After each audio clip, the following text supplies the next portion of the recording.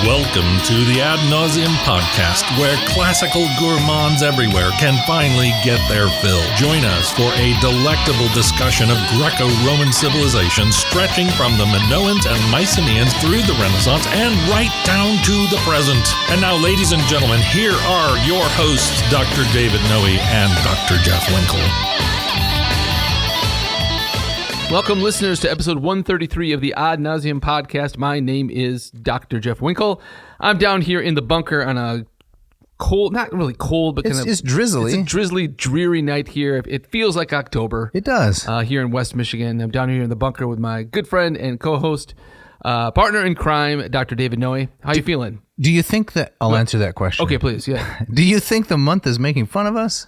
October has that kind of attitude about it, yes. It's more like Mocktober. It is kind of like Mocktober. It is. Right. I'm feeling pretty good. Yeah. Yeah, I was down in a southern clime, as you might know, down in the great state of Texas, as were you. So was I. Coincidentally. But we were not down there together. No, you were down there for play. I was down there for work. It's true. Yep. Did I say that with sufficient contempt? I heard it. Okay.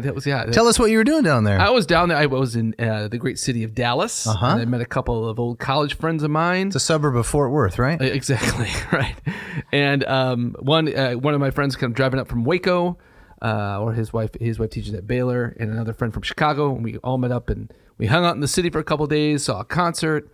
I got to indulge in my JFK assassination buff stuff. Back and to the right. Yes, exactly. Right. Back and to the right. So I had to drag my two buddies along. They didn't seem all that interested, but I mean, that was great. I had been at Dealey Plaza years before for a conference, but it was great to just kind of hang out and linger and see a lot of the stuff I've been reading about. It was tremendous fun. I was there as a kid in Dealey Plaza. Mm-hmm.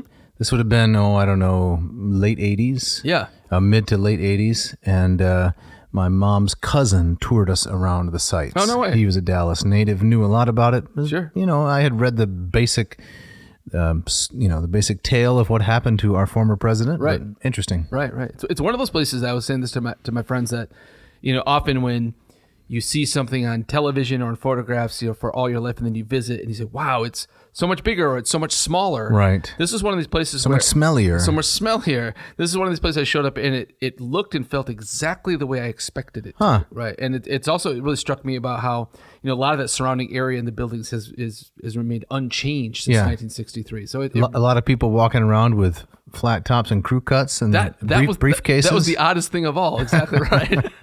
Right. Skinny black ties and white shirts. Right. Strange. But it looks, I think they purposely kind of kept that block or so as kind of a time capsule. It was fascinating. It is interesting. Yeah.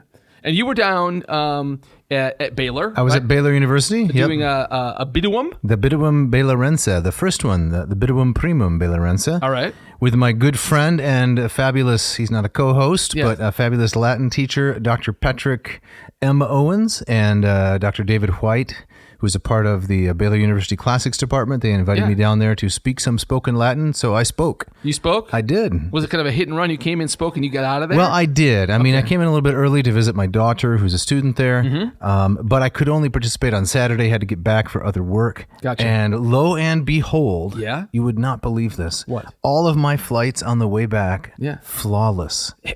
So were mine. This has never happened.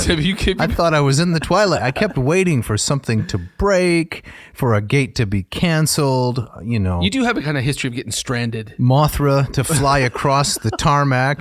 Sorry, folks, we can't take off. We're experiencing Mothra. That's a Simpsons bit. I thought there's no way I'm getting out of here. Yeah. But everything was perfect. Right. So it kind of made you probably a little bit suspicious. Yeah, what's going on? Waiting for the hammer to drop. It's a locus amoenus. Right? What was the locus? The Dallas-Fort Worth Airport? No, but the whole experience, right? The perfect setting where some hidden danger lurks. But all my connections, I even had to go to Atlanta, and you don't want to go to Atlanta. Why were you going to Atlanta? That was my connection on the way back. Gotcha. That's to Atlanta to Grand Rapids. Flawless. Wow. Right, but and you weren't rushing from one gate to another? No, I strolled. I perambulated. Wow. Wow. Man. It was really quite relaxing. Well, so. I hope you soak that in because I don't think it's never going to happen. It's never going to happen again. Right. So what are we doing tonight, Dr. Winkle? Well, other than this patter, which really entertains us and only us. Right.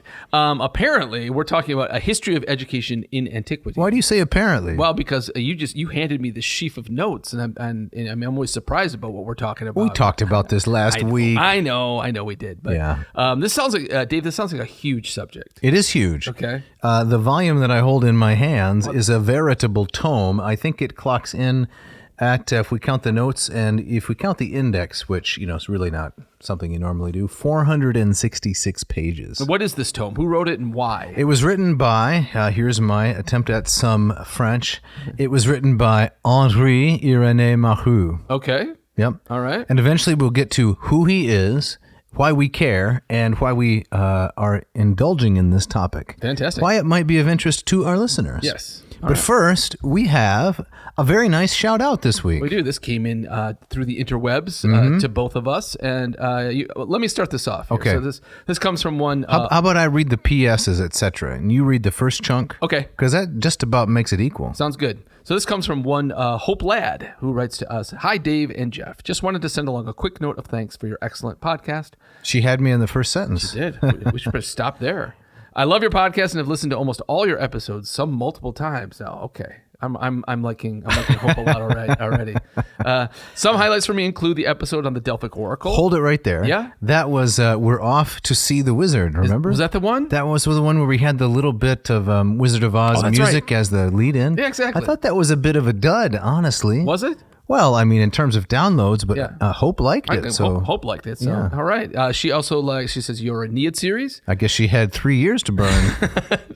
And 10 Things You Hated About Grad School. I was a fan of that one too. I like that one. Yeah. I appreciate the way you integrate serious scholarship and analysis of text with an accessible and casual format. Please keep it up. I've also been a longtime enjoyer of Professor Noe's Latin per diem videos. They helped me through high school Latin and a classics major at Hillsdale College in Michigan. I wonder if she knows Dr. Patrick Owens. She might. Okay, yeah.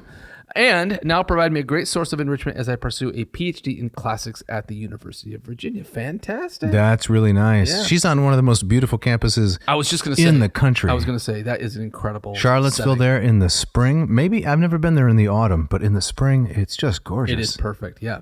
She finishes up, thanks for all that you do. And about some PSs. Yes, I'll read the string of PSs. Yeah. She says, P.S. I have also recently availed myself of your Hackett Code for some Bryn Mawr Greek and Latin commentaries and plan to do so again in the future. Great stuff.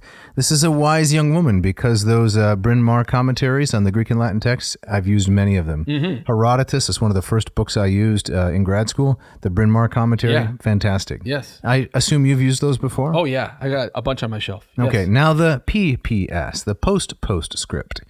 I don't know if you are open to requests. Well, the answer is no, Hope. I'm sorry. Wait a second. Okay, especially because of what comes next. She says, but if you are, I'd really like to hear Dr. Winkle finally get to talk about Apuleius. Yes. No. Hope. Yes. Well, Hope, be careful what you wish for. She just got canceled. Right. Okay. Now the PPPS, the postscript. Mm-hmm. Since you insisted, a complaint. I'm mad that I didn't win the Ratio 6 giveaway you ran a couple years ago, and I'd like a second shot. Oh, okay. Smiley face. Yeah. Well, we'll have to run that past the great Mr. Hellwig. That's right. And see what we can do about that. Yeah, but I'm so glad that it was a popular giveaway, and it reminds me that we should do that again. It'd be fantastic. Yeah, give her another shot at it. That's great. And she concludes with best Hope Ladd. Hope Ladd. Thank you so much, Hope. Yeah, we are really thrilled that you would take the time to listen to us and send us this kind and encouraging note. We hope that your studies there at Virginia are going swimmingly. Yeah. That is a great institution, and we're very pleased that you're carrying on the torch. Yeah, I would love to hear what corner of the classics you're going to zero in on. Yes. Probably Apuleius. I'm guessing. After you do a couple episodes on that. I'm guessing that's We'd like to hear from you, Hope, in a couple years, and you can tell us now you're a tenured professor with an endowed chair at some hoity-toity university. Fantastic. That'd be good news. All right, Dave, let's dive into this. All right, so here we go. What are we talking about? Give us some details here. Okay, so this gentleman, Henri Irénée Marrou, right? This is from the Wikipedia article. Born 12 November 1904 in Marseille. And he died April 11, 1977. He was a French historian, a Christian humanist in his outlook. I like that. His work was primarily in the spheres of late antiquity and the history of education. He is best known for his work, History of Education in Antiquity, which is what we're dealing with. He also edited for Source Chrétienne the early Christian work, Letter to Diognetus, which is an important letter, by the way, the only manuscript of which perished in a fire at the University of Strasbourg during the Franco-Prussian War. Marrou edited the collection Patristica Sorboniense, published by Les Cieux.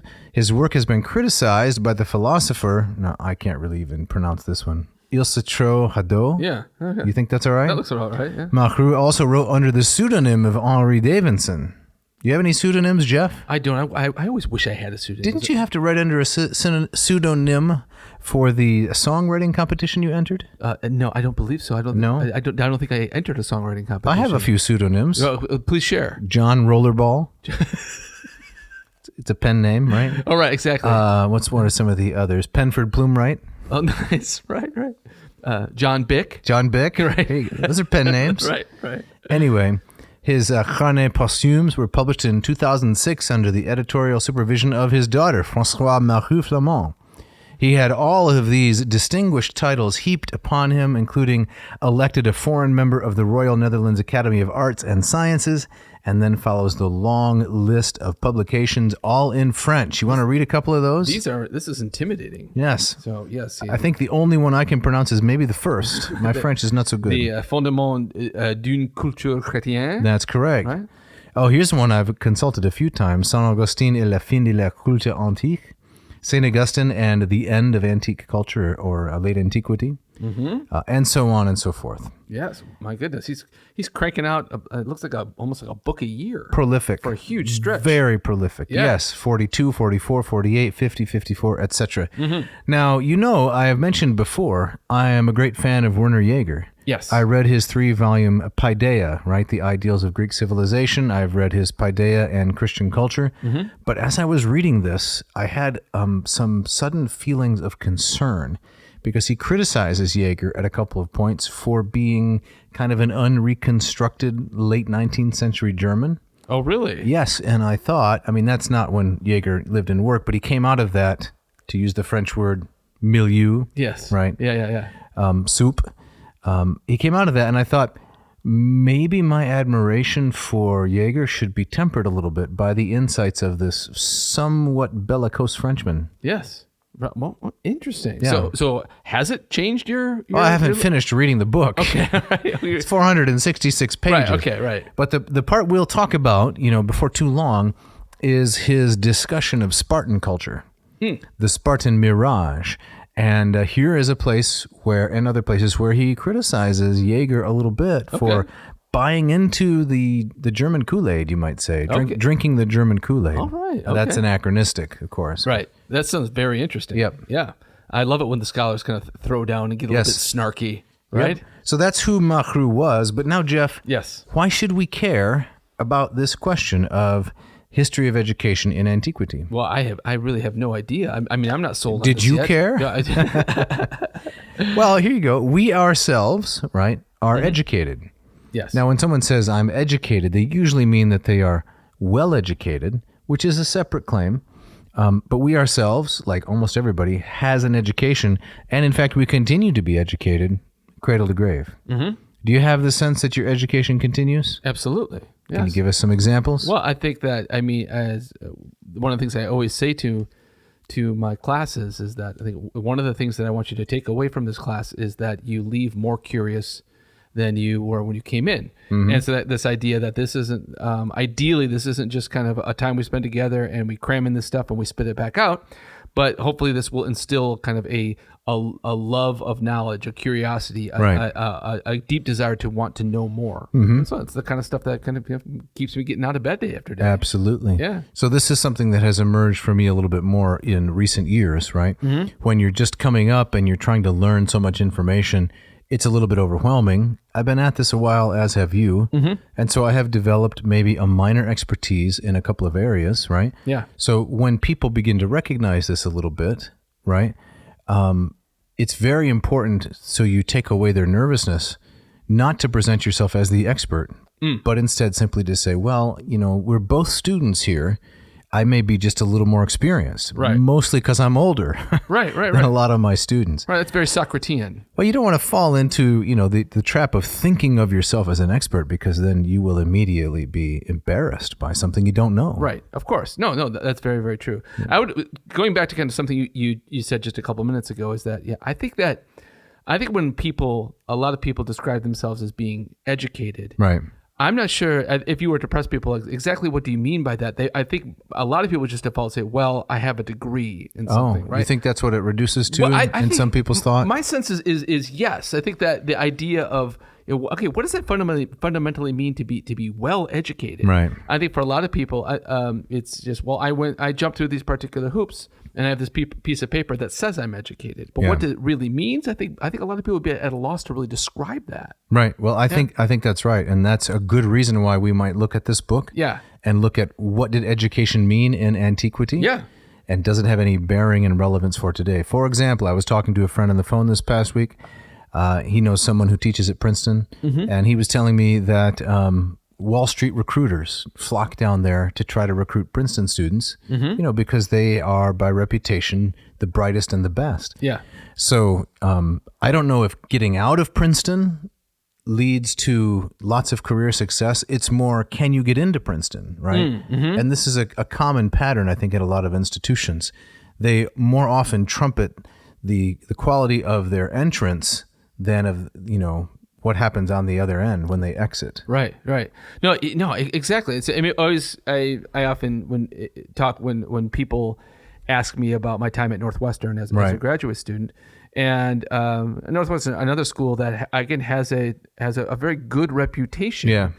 But I think if parents knew how many of the classes their kids were in were being taught by 23-year-old of whom you were one. 23-year-old, experience-less teachers like myself, it would be shocking. Yeah. And so it's the stamp, it's the seal, it's the brand. Correct. More than it is the actual experience. Now, Northwestern is not Ivy League, right? It is not. Is it like Cabbage League or Lettuce League? Or? Yeah, it's more cabbage, okay. I'd say. Right. But I mean, I don't want to dip back into the 10 things I hated about grad school, as much as that would please hope. But the teaching loads of the great luminaries in my department teaching one class a semester. Yeah. So what does that all mean? Right. Yeah. Second point, not only were we ourselves educated and continue to be so, we ourselves are educators. Yes. So can you give us, Jeff, a brief synopsis, a couple sentence statement of your own pedagogy, just to try to set up this episode? Why is it interesting? Why would we care about the history of education in antiquity? So you want me to just say something like as briefly as possible? What's your pedagogy? My pedagogy is largely structured around. it's hard to talk about this without kind of sounding. But I invited you to. I forced you to. I don't want to sound cliched, in that I try to stress the discipline of critical thinking, and so I try to structure a lot of my time in the classroom around kind of defend and refute ideas. So kind of I'll take an issue and I'll present two kind of polarized sides of the argument, and then ask the class to muster evidence to decide which side they think is the better one. Okay, that sounds very plausible. Right, and then from there, it can take a number of different tangents. But how about what would you say to that? Well, I would. In recent years, there has been a contrast between the sage on the stage, yes, the person who stands up front and delivers information that he or she has carefully curated and cultivated over many, many years. That has lost favor, as opposed to the guide on the side, yes, who stands alongside the student and is a co-learner. Right. I'd like to opt for a third model, the jerk out of work. I thought you were going to say the fool in the pool. There you go. No, but I'm a strong advocate of sage on the stage. Yeah. Not that one has to control the environment all the time, but part of being a good teacher, I think, is to exemplify the traits you want to cultivate in your student. And if you are never showing them the traits you want them to exemplify, which are more than empathy, empathy is a good trait. Yeah. But expertise of knowledge is also a good trait. Yes. And you have to exemplify that sometimes, not in a proudful way. Right. But you have to show this is what it means to know how to do this. Exactly. You can do it too. Right. Exactly. So yeah, I've always been uncomfortable with that kind of guide on the side that, the students, I'm really there to learn from the students. Yeah. Right. And no. I mean, because that might happen. I'm not paying them. Right. That might happen kind of inadvertently. It does happen to me quite often. A student teaches me something. Right. But to me, it just sounds more like the inmates running the asylum. I think so. A little bit. But yeah, no, I'm with you. I'm some kind of hybrid between those two. I think that leans more towards the sage on the stage. Right. I think so. For whatever reason in our culture right now, we have kind of a we like to dismiss expertise or to claim expertise is to be, I don't know, hubristic. Yes. It's weird. Unless the individual, says exactly what we need for a particular pragmatic end, then we're very happy to have their imprimatur. Yeah. Third reason, maybe to look at Marrou and this book. There has been a great resurgence lately in so-called classical education, scare quotes. Yes. And we may be able to shed some light on this topic based on Marrou. We may be able to open a window on the topic or maybe even lower the drapes. I don't know what the... Yeah. Take out the trash. You know how the Romans disposed of their garbage typically? They just dump it out the window. Throw it out the window. Right. Which is why you wanted to live in the penthouse. Yeah, because that's the very day nothing's coming down on you. That's correct. Right. You did not want, unless you had your own, villa. But yeah, right. I mean, are there other reasons why we might be interested other than historical curiosity in education in antiquity? I'm definitely I love the just the historical curiosity part of it, but I'm also really interested in pursuing how much of this stuff do we still see? Yeah. How much of this stuff is still kind of part of our system that we kind of unthinkingly kind of accept that this is the way it is, and Brilliant. And in what ways have we kind of discarded a lot of this stuff? That's an excellent question. You have anticipated. You didn't read this book? I did not. No. You've anticipated some of the very things that Marrou says. Okay. So, do we have an opening quote? Well, it's all an opening quote. The whole book is an opening quote? Okay. No, I mean, as we go through it this evening, it's going to be kind of this in the style that we went through Carl Richards' book, The Founders and the Classics. Oh, yeah. Which was kind of like an extended, leisurely book review, but I think it worked well. Okay. So this is a tome, right? Divided into 3 parts, and part 1 in 7 chapters, Homer through Isocrates. Okay. Homer through Isocrates, which was a book by Philip Dick, I think. Didn't he? Isocrates. Oh, that's right. Yeah, I prefer the movie. Or was that Asimov? Did he write? Asimov wrote I, Robot. Oh, that's what I'm thinking of. Man in the High Tower. He wrote Do Androids Dream of Electric Sheep? Okay. Yes. Yeah. So this is Isocrates, who was a near contemporary, a little bit younger, actually a little bit older than Plato. So that's part 1, 7 chapters. We're going to get through a good portion of part 1 this evening. Okay. But this is a long book. We might have to do multiple episodes on this, but maybe not consecutively. Okay. Part 2, 11 chapters, and this is the civilization of Paideia through the concept of classical humanism. And this is where probably most people are going to find the meat of the book. Okay. This deals with, Athens at its zenith during the Pentecontaetia and so forth. Mm-hmm. So this week we lay the groundwork, but next week we look at a lot of different things like physical education, artistic education, primary school, primary education, science, and higher education, and it ends with rhetoric as the queen of the sciences. So is that the section that will probably be the most germane to kind of talking about what do we mean by like classical education today? Absolutely. Okay, all right. And so what I hope to do at that point, I mean, we'll see what happens, is compare a little bit. Some of the things that I hear are happening in classical education around the country with how the ancients perceived it. And I think we'll find some startling similarities and some startling differences, discrepancies. That sounds really interesting. Okay. Part 3, 10 chapters plus an epilogue, beginning with the old Roman education and ending with the end of the school of antiquity. So that's where it all wraps up. Fantastic. Sounds great. All right, Dave. So what does Henri himself say is the reason that we should be interested in this stuff? Yeah, so this is from the introduction, Roman numeral number 11. He says, the following effort at a treatment of the whole, the subject of the history of education in antiquity, revealed, he says, all the gaps too clearly. He says, prior to the writing of this work, this subject had been treated in a kind of hit or miss fashion. Okay. Right? So specifics on this, going deep on Sparta, going deep on Athens, maybe a deep look at late antique education, but no one had synthesized the whole. Okay. He says, so he wanted to put them all together. Right? So is there an implicit critique of Jaeger in that? Not yet. Okay. No, you got to wait for that. That's coming later, he Okay. says. He says, our ideas about man and his life and the world he lives in are in a continual process of transformation. Every historical subject needs periodic revision to be put in its proper place in the new perspective that has had to be adopted because the whole pattern of history has meanwhile been modified. What do you think? Can you read that last part again? Yes. Every historical subject needs periodic revision to be put in its proper place in the new perspective that has had to be adopted because the whole pattern of history has meanwhile been modified. He's just saying things change. Okay. People's general view of history changes. Right.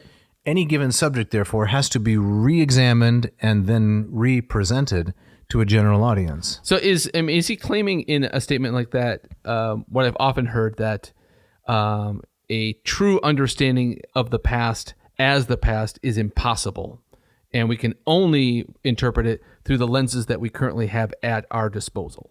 I would say that he's not saying a true account of the past, but an enduringly true account of the past. Okay.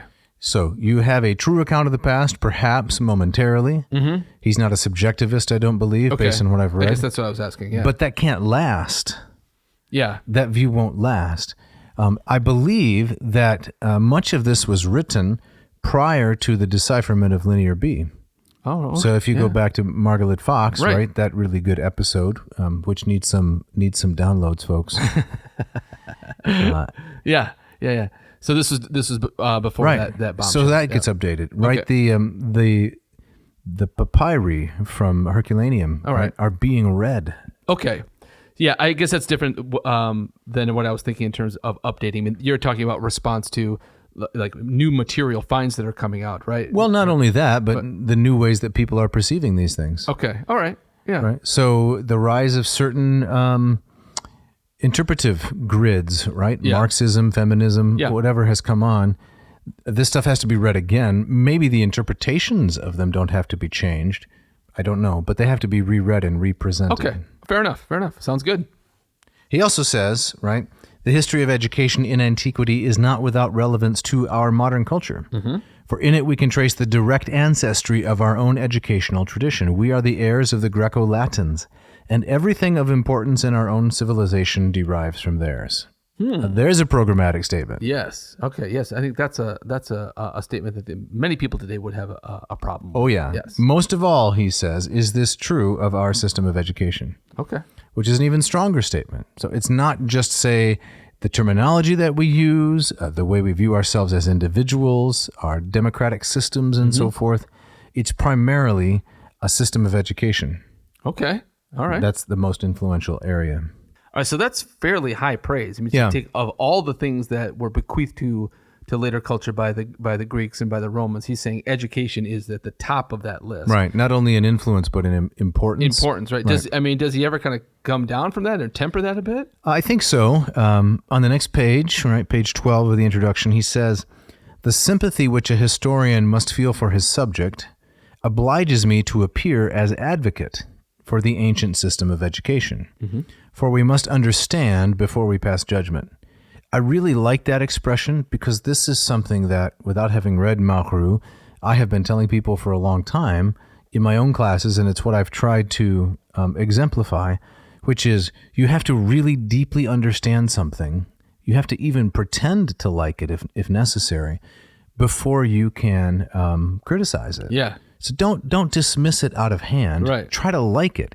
I would say even something that's morally problematic, really work hard to think, why would someone do this? Are there any exculpatory reasons I haven't considered? Right. Because then when you come to oppose it, you're doing so as much as possible from an honest standpoint. Yeah, it reminds me of that. I love that great quote from G.K. Chesterton. It says, if you find a fence in the middle of the woods, right, don't tear it down before first finding out why it's there in the first place. Oh, that's clever. Isn't that great? Yeah. Okay, I'm on board. Yep. But then he says, but the reader must remember that I present him with it, meaning this system of education, simply as an example to reflect upon, not as a model to be slavishly imitated. Okay. So it's not advocacy, even though it has to appear that way, because he's trying to give the best possible presentation of the material. Okay. Now let me ask a question. I'm not sure if you can answer it, but a lot of the stuff that he's saying, it seems to be in when this book came out in 1948, 56, would have been very non-controversial. So that's right. So why is he coming out to kind of make this defense in a time where my sense in European education, this would have been a kind of like a no duh? I don't know. I mean, I think that classicism had eroded quite a bit by the 1950s. Okay. Classicism as constituting the best and highest education. Reading Carl Richards' book, what is it? Classical Studies in the Antebellum. No, it's called the Golden Age of Classical Studies in America, right?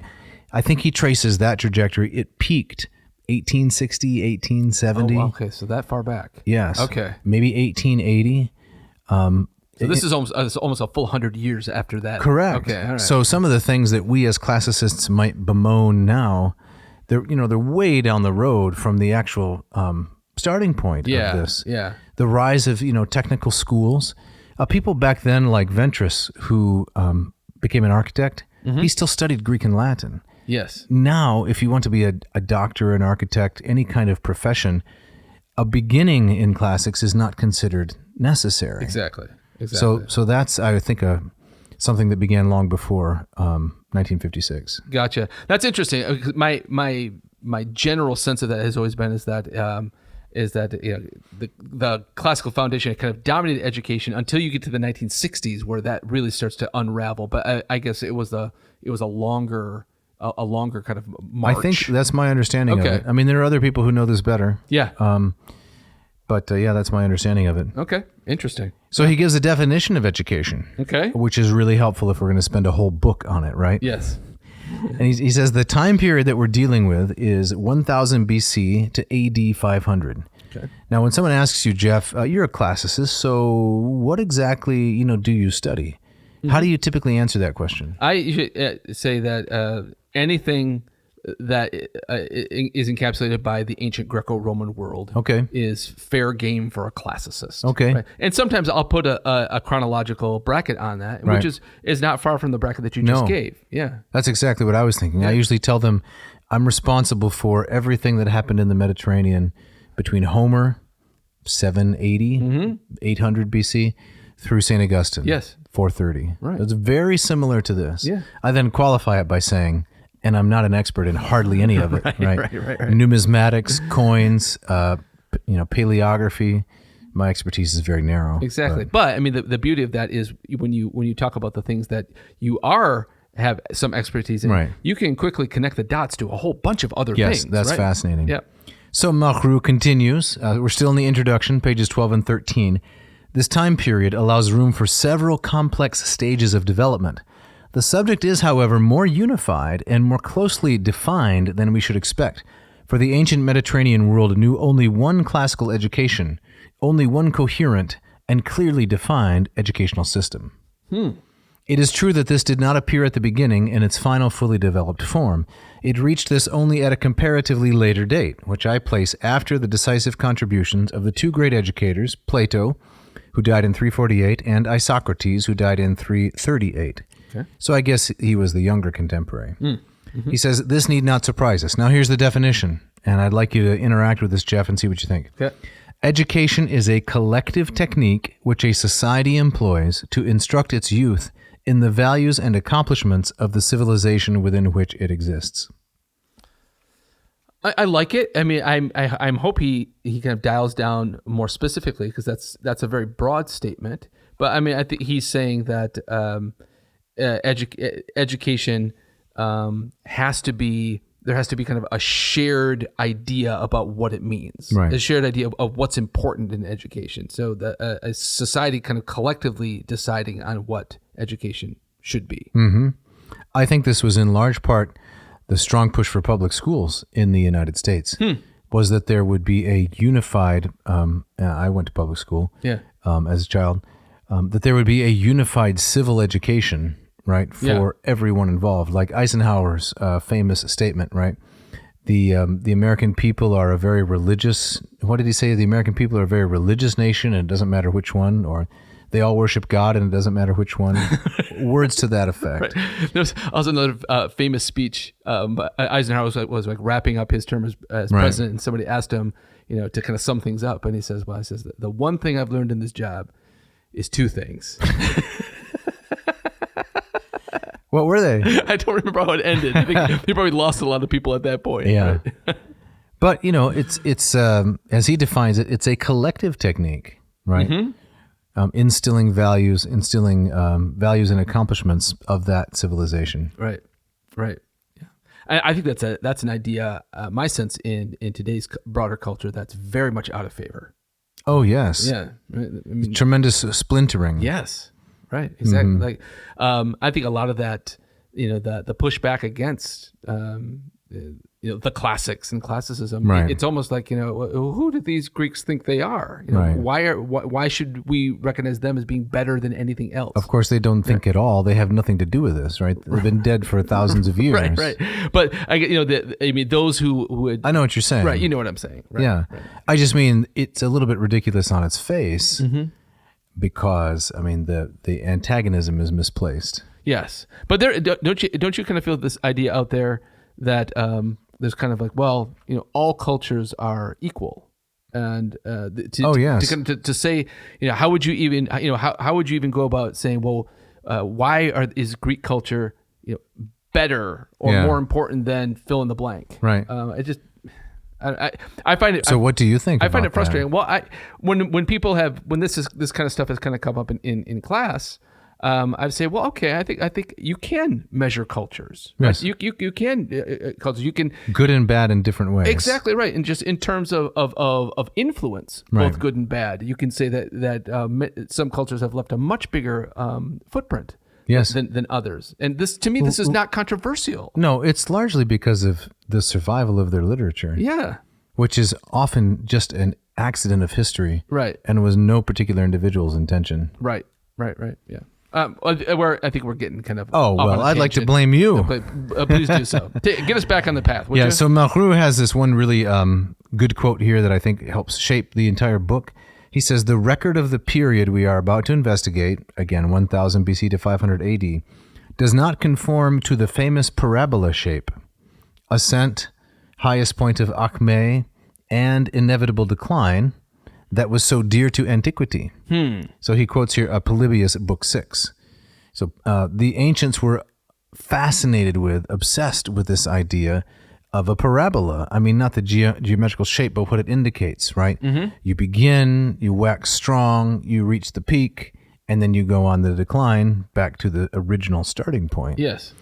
So I used to tell people that Aristotle famously said, a man reaches his intellectual peak at the age of 49. Now that I'm on the other side, it's all downhill from here. I don't say that quite so much. Right. Which means I'll have the same intellectual capacity at what? I don't know, 69 as I had at 29. Yeah. Right. At 29, you had most pistons firing. I think okay. You got nothing to worry about. Right? He says that's not how it works. No doubt at the beginning of our inquiry, we can trace an ascending curve. That of the development which took place from the 10th to the 4th century BC. Okay. And brought classical education from birth to maturity, part 1 of this book. But this state of intrinsic perfection was not confined to a brief acme. Classical education took a long time to mature and receive its definitive character, but once this was reached, it lasted for many centuries, throughout the Hellenistic era and beyond, and the infusion of new blood from Rome gave it a fresh lease of life. There was no decline in the curve. It split into two and then continued in two parallel lines. going on indefinitely in the Byzantine East, the other existing in the Latin countries until it was brutally brought to an end by historical events. Yeah. The invasions and the disappearance of the political framework of the empire. Right. So that's very interesting, right? Yeah. You can note a kind of ascent at the beginning, but then it remained strong until it just kind of dropped out of use. Yeah. Now, I can see that. I mean, that's related to his argument that education is kind of the crown jewel of what Greco-Roman society left to us, because it doesn't kind of collapse as other parts of like Athens and Rome rise and fall. That's right. It kind of has its own trajectory. That's really interesting. It is. Yeah. And speaking of crown jewels, yes, it's time for the ads. Right.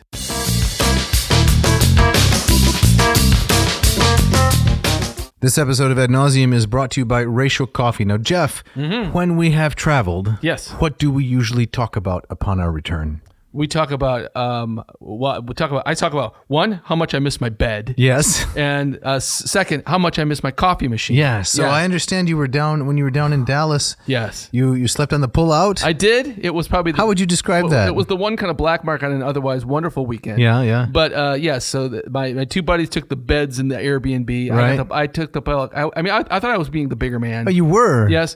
I took and the you came out of it the broken man. I did. I mean, the mattress, if you want to call it that, was a collection of coiled springs covered by some sort of like plastic wrap. Oh no. Every time I kind of made a slight move, you could hear the boing. Yeah. It was horrible. Those are the times when you pray for the dawn. Yeah, when will this night be over? Exactly right. And the place we stayed had a coffee machine. All right, a coffee machine. Was it a ratio? It was not a ratio. It was a Keurig. But you're not supposed to say that. It was a Keurig. It was a Keurig. But there were no Keurig pods anywhere in the Airbnb, so it was unusable. But that didn't bother me because I knew if I had tried it, it wouldn't be the same as home. Right? No, you can't count on Keurig or Dack and Blecker. Right? Yeah. Did you have some decent coffee on your trip? I'm guessing it. No. I'm guessing it disappointed. No, right. What Marrou has been using the term achme. Yes. I think the nadir, right, which is the absolute low point. Yes. The nadir was on the flight back. Oh no, it was a little bit late. And, what would you like to drink, sir? I'll take some decaf. Just thinking, he gave me a cup with hot water and a tiny little packet.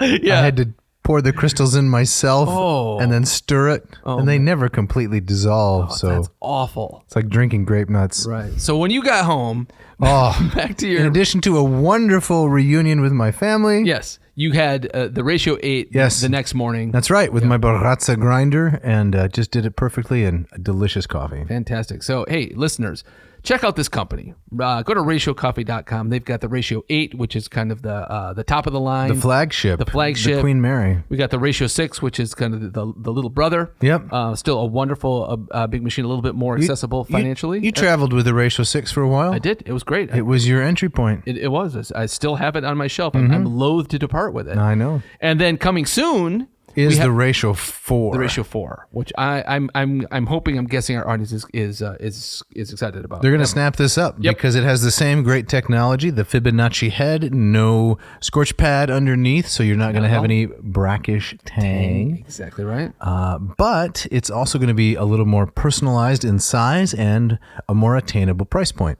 I was thinking as I was staying in this pretty nice hotel in Waco, that in a couple years' time, in my room will be a Ratio 4, not the plastic hunk of junk that they were giving me. Yes, exactly. So you are convinced it's going to take the country by storm. I am convinced. Fantastic. For sure. Right, so listeners, do yourself a favor.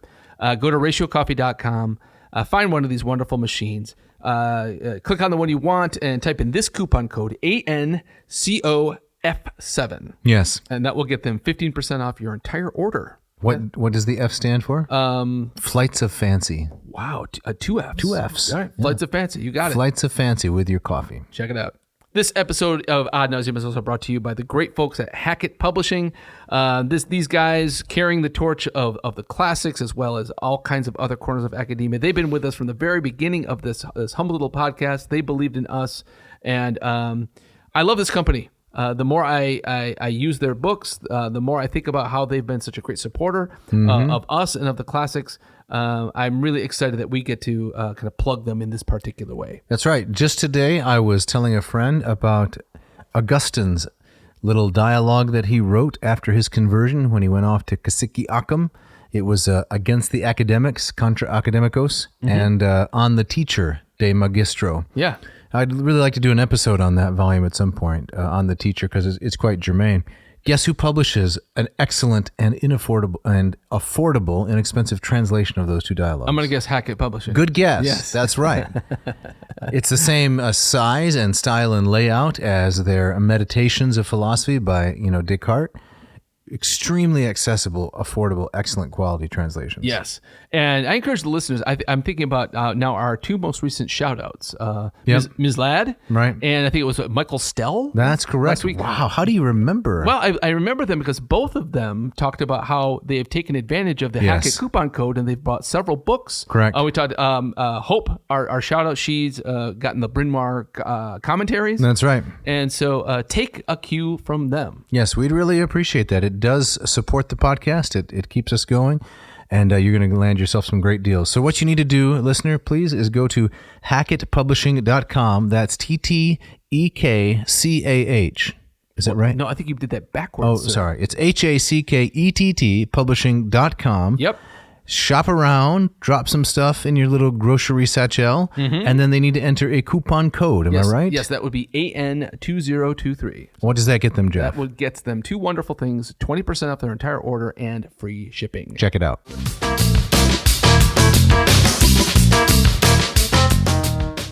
All right, Dave. So as we get back into this, can we get into the meat of this? Are we still talking about like definitions of education, or where are we going? We got to spend a little more time in the introduction. Okay, let's do it. We got to lay the groundwork. I'm getting impatient, but I know, I'll Jeff. temper it. Yep, too much coffee. Yep.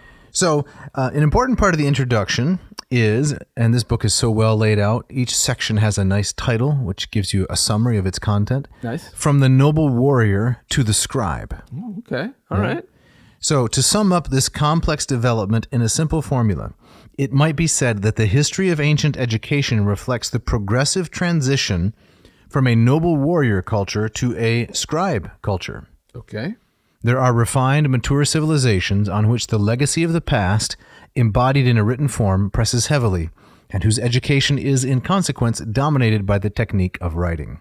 These are the people of the book, al-Kitab, as the Quran calls the Jews and Christians, with a respect not unmixed with astonishment.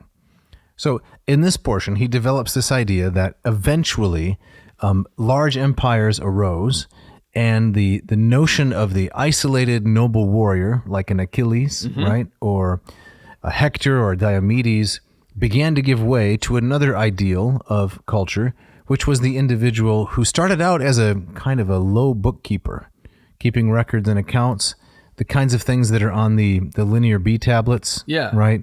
So-and-so bought 5 liters of olive oil and sold 3 bushels of wheat, on and on. Yes. But that eventually developed into a culture of writing. Yeah. And that is the scribe. It's kind of ultimately a revenge of the nerds, right? The humble As you read it, that's kind of how it is. Yeah, I love it. It's kind of how it is. Yeah. But, there were multiple, he uses the term Oriental. These would be called now ANE, right? Ancient Near Eastern cultures. Right. In the 1950s, they were called Oriental, but Ancient Near Eastern. Egyptians, Mesopotamians, Syrians. He finds echoes of this in the book of Proverbs, right, as a handbook of moral education, quote, for the training of the perfect civil service clerk. Yeah. The Hebrew word for scribe, right? He says, it is a remarkable fact that the sign for seish, which is Egyptian for scribe, depicts all the tools used in writing: a calamus, a reed, a water pot, and a palette with 2 saucers, one for black ink, the other for red. In Hebrew, scribe is rendered sefer, a word which, like sefer, a book, is derived from safar, which means to write or to count. So, in other words, the ancient Near Eastern, or what Marrou calls Oriental cultures, had been doing this for a long time. Yes. This then, with the arrival of letters and Homer, 8th century, started to transition Greece and eventually Rome from the noble warrior culture to the scribe culture. Okay. Now, does Marrou make any argument that that we can kind of connect the dots between these cultures? That the Greeks are directly borrowing, or nothing like that? No, that's in another book, right? What? That's in M.L. West's The East Face of Helicon. Yes. It's also a little bit in, Giving Goliath His Due. Right. That's what was kind of reminding me of. And many other books. He doesn't really dwell on that. Yeah. He says, this is page 15, we're almost out of the introduction. From the social and political point of view, the scribes appear above the popular classes of peasants and manual workers as an upper class raised over the unorganized mass of serfs, and more or less directly sharing in the exercise of power.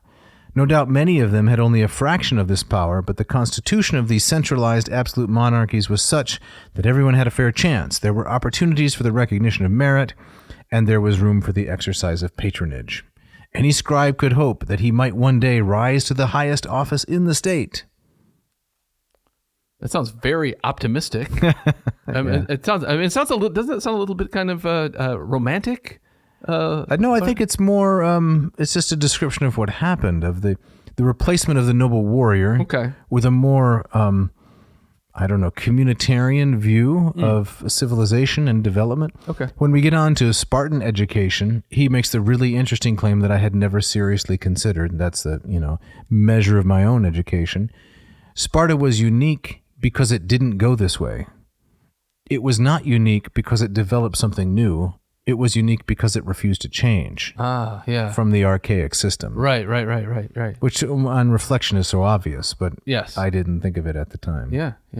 Finally, this was a characteristic feature of the system, he says. We shall see it appearing again at the end of the development of classical culture in the bureaucracy of the late Roman Empire. So think about that for a minute, right? At the end of Antiquity, what is the hallmark? It's every city, every part of the large Roman Empire being ruled by a bureaucratic class. Yeah. And in between, the flowering, you might say, of classical culture. All right, Dave, please tell us. Okay, we're out of the introduction, right? Almost. Almost out of there? Almost. Okay, can you get us out of it? Okay, here's the final summary quote, which I think nicely sets the tone. Okay. Education is not an element that can be detached from one civilization and borrowed by another. So we'll stop right there. What do you think? What's he saying? That he's not saying that the educational systems and values of one culture can't influence another. No, he says you can't detach it from the civilization in which it arose and just begin using it in another. Oh, okay. Another place. Yeah. Because there are so many interrelated assumptions and expectations. Right. Okay. Yeah. I buy that. Okay. He says it is the concentrated epitome of a culture, and as such, it is inseparable from the form of that culture and perishes with it. And in actual fact, Greek culture, under the stress of the Dorian invasion, reverted violently to a stage of barbaric warfare, after which Greek education bore no relation to that of Minoan times, and was for many centuries to be utterly different from that of the Oriental scribes. Okay. Its history, like that of classical culture as a whole, can only start with Homer. Gotcha. Right. So he's referring to that so-called kind of Greek Dark Age, right? Kind of roughly 1200 to 800, where there is a kind of a going backwards. That's right. A going dark, where there is no development or any semblance of a culture progressing along any line. Yes. Right? And to make a fairly programmatic statement, this is one of my own, I think this casts a lot of doubt on the notion that one culture can imitate the educational practices of another culture successfully and therefore call it the same thing. Yeah, I would agree with that. Yeah. So pursuing classical education, classical culture, right? Maybe no one makes the actual claim, we're doing what the ancients did. Yeah. Maybe they're wiser than that. But I think if anyone were to make that claim and really believe, we are educating ourselves and our children in the way that the ancients educated themselves and their children, I'm not sure that's a claim that can really bear a whole lot of scrutiny. Right. Because of the vast difference in the two worlds and the civilizations that represent them. Right. So when it comes down to talking about, so if we're doing classical education, what is it about classical education that we value enough to make the center of how we educate ourselves and our children today? Yeah. We have to kind of strip it down to particular values. There's going to be a highly selective set of values. Yes. And I think for the most part, the ancients would not find it all that similar as we start to go through some of these different examples, starting with Homer, then the Spartans, then old Athenian education, Isocrates, Plato, and so on and so forth. Yeah, yeah. So maybe we have time just to crack, crack the surface. Is surface something you crack? What's the metaphor I'm looking for here? Scratch the surface, right? Can we crack something? We can maybe break the surface. No, scratch the surface. Scratch it. Okay. We crack some eggs. Okay. And get into the first chapter. Let's do it. Okay. It is important to remember, page 3. We're just on page 3.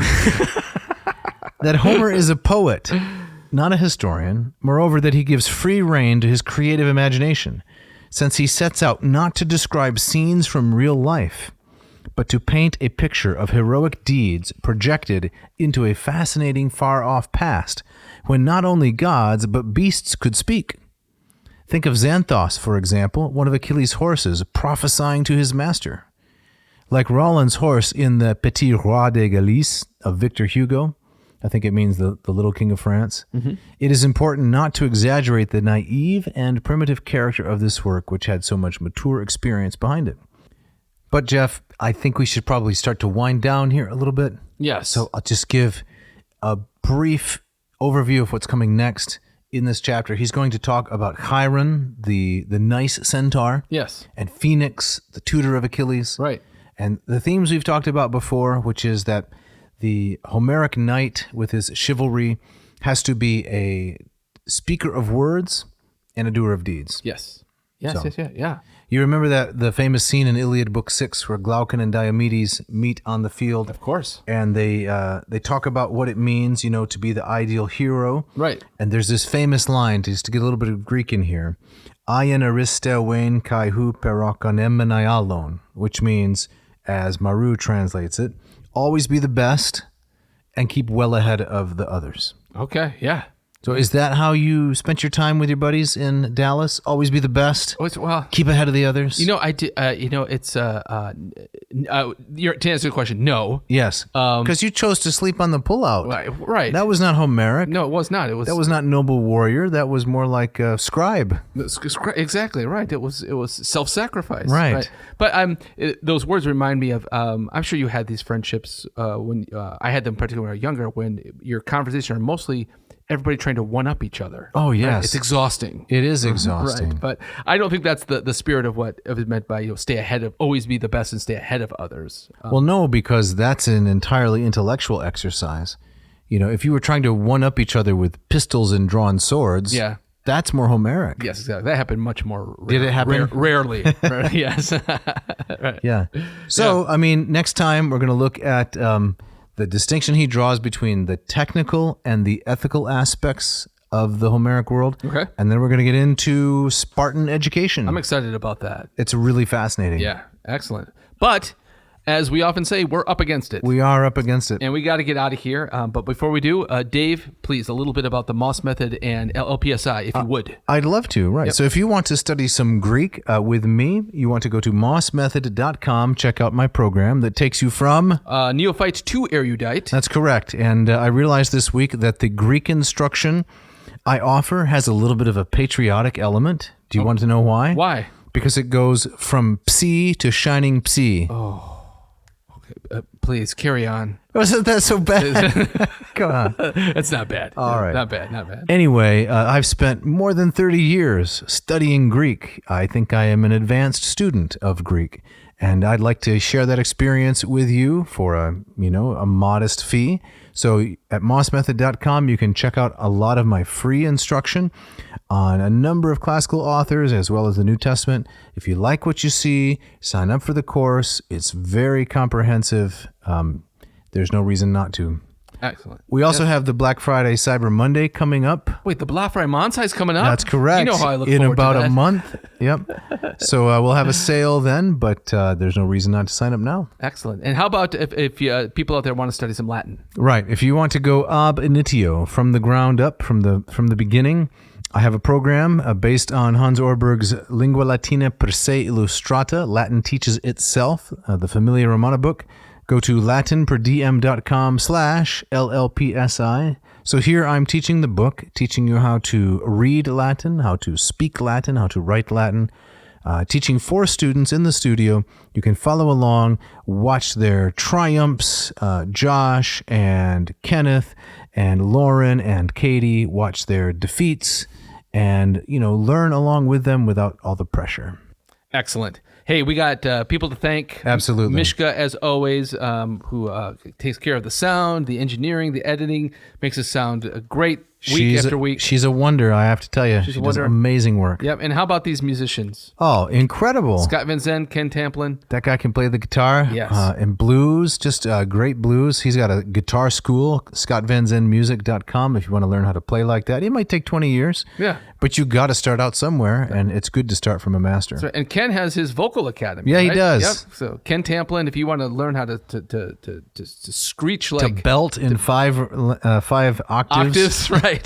Check out Ken Tamplin's Vocal Academy. Check out some of his... I love watching his clips. Do you? Where he does like reaction videos to various singers. Right. It's fantastic. Yeah, he can sing and play the guitar. And very generous. We're thankful that they let us use their music without charge. Very generous. And how about if somebody wants to get in touch with us, Dave? Well, what they should do is they should email jeff@adnauseum.com. Now, there's a V in ad nauseum. Send Jeff lots of compliments and encouragement. Thank him for taking one for the team on so many occasions. Yes. Ideas for new shows, things like that. Yeah, and if you want to write to Dave, you can again send him a lot of encouragement as well. He's so needy, this guy, across the table from me. But write to Dave at adnauseum.com. Again, don't forget that V. You can go to our website, check out the Lurch with Merch section, get yourself a nice T-shirt that is Ad Nauseum themed, or maybe a hat. Yes. And Quai Nokent Dokent on those T-shirts. I have to say, when my buddy picked me up at the airport in DFW, he was wearing his Quai Nokent Dokent T-shirt. Awesome. It was great. That's great. I was so flattered by that. Was it the one where Hercules is wrestling the lion, or it's Atlas holding Atlas. It's the Atlas one, but the black and orange, it looks sharp. It's a sharp shirt. It sticks out. It was great. Mm-hmm. So, Dave, next week, as we've said, we're going to continue our look at Marrou's book. That's correct. And get into some Homer and Spartan education. And Spartan, yep. A History of Education in Antiquity, Part 2. Now, as I said, it's a thick book. We might break things up a little bit. We might have some holiday-themed episodes as we've had in the past. That's what it's looking like, don't you think? Yes, definitely. Okay. Yep. So I think you, Dr. Winkle, have the gustatory parting shot. I do, and I'm excited about this one because I found a gustatory quote. It references food, right? But it also has a classical reference in it as well. That's perfect. So it's the duofecta. The double whammy. The double whammy. And this is a quote from the great British writer Samuel Johnson, who says, "A man is in general better pleased when he has a good dinner upon his table than when his wife talks Greek." Was that a little chauvinist? I don't think so. I think what he's saying is that his wife talking Greek is awesome. Right. And he loves it. He says, but even that pales in comparison to a great dinner. I guess I was assuming that the woman cooked the meal, but it doesn't say that anywhere, does it? I think that's probably the assumption, but I don't think we... Am I overanalyzing it? I think so. And I don't think we don't have to read a kind of sexist chauvinism into this. No. I think he's excited to say, I have a wife who not only speaks Greek, but she can cook. She can cook. All right. Thanks for listening. Thank you.